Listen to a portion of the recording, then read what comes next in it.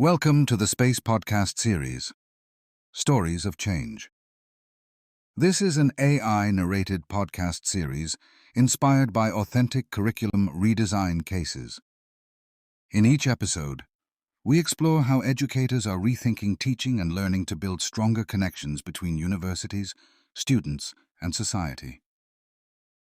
Hello and welcome. Today we're exploring a curriculum redesign journey within civic education that focused not only on community engagement itself, but on the careful preparation required to make that engagement meaningful, ethical, and sustainable.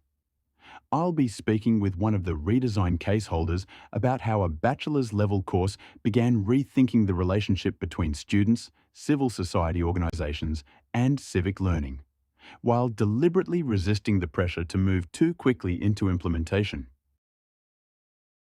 When people talk about educational innovation, there's often an expectation that change should happen quickly and visibly. But your redesign seems to have started in a much slower and more reflective way. What prompted that approach? Yes, that's true. From the beginning, we knew we wanted to strengthen students' engagement with real civic contexts and collaborate more meaningfully with civil society organisations. But at the same time, we were cautious. We didn't want community engagement to become something superficial or symbolic, just another activity added onto the curriculum without proper support or reflection. So instead of immediately launching activities, the focus became understanding what meaningful civic learning actually requires. Exactly. We realised very quickly that civic engagement isn't simply about organising partnerships or sending students into community settings. It requires careful thinking about roles, responsibilities, learning goals, and ethical boundaries. We needed to ask fundamental questions. What does the community contribute? What are students actually learning? And how can that learning be assessed fairly and meaningfully? And I imagine those questions became even more difficult because the redesign was happening within a context of institutional uncertainty. Yes, definitely.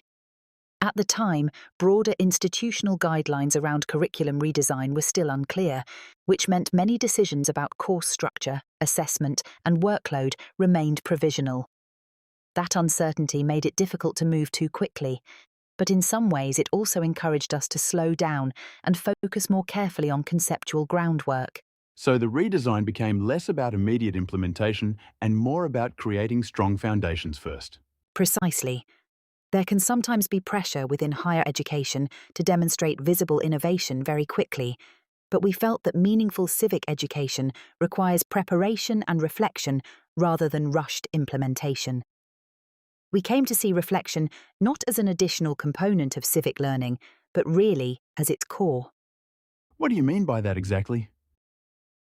Students don't automatically develop civic responsibility simply by participating in community activities.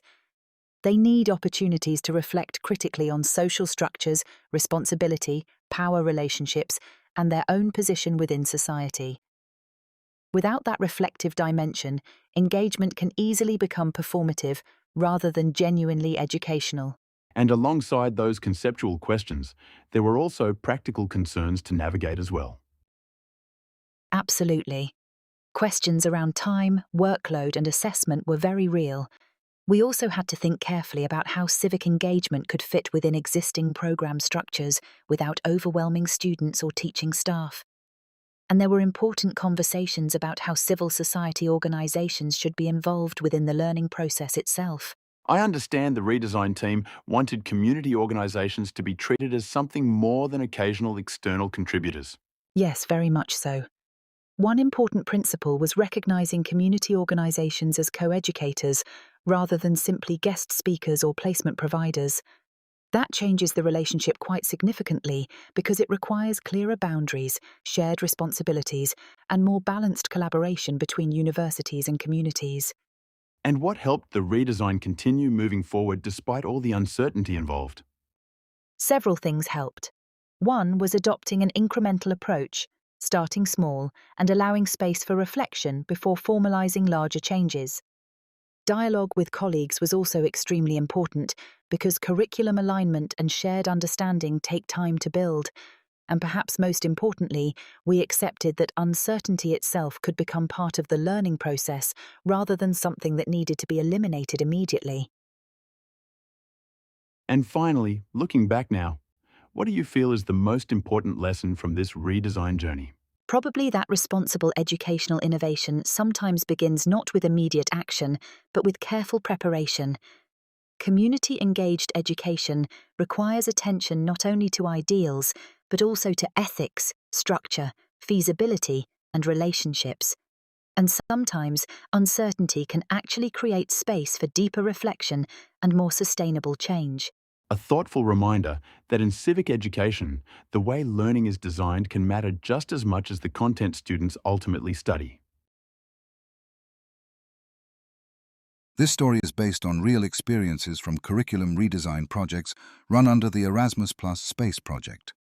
More information about the cases and the Space Project can be found on the website www.community-engagement.eu.